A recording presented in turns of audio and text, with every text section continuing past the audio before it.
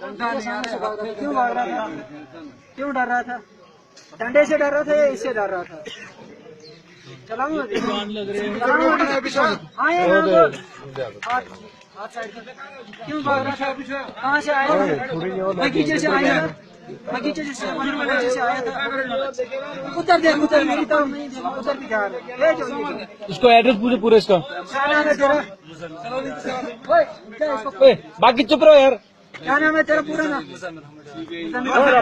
Father का नाम? मोहम्मद अशरफ डार। कौन सा मोहल्ला? पाइमस। पाइमस। इसको नहीं मारना, इसको नहीं मारना। तू पाइमस का है? बिल्कुल नहीं मारना इसको नहीं मारना। उस दिन तुम लोगों ने मेरे ऊपर पत्थर मारा था जो इधर बजा था। पाइमस। तू पाइमस का है, पठानकोट का। पाइमस की सीधा बोल हाँ या ना।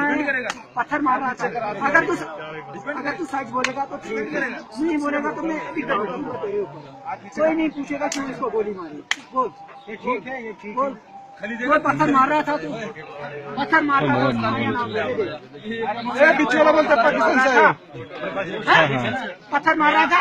बताओ।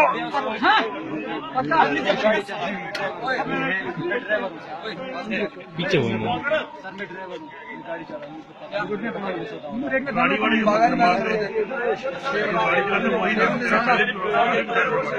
चार बंदे तुम लोग, 4 बार के 2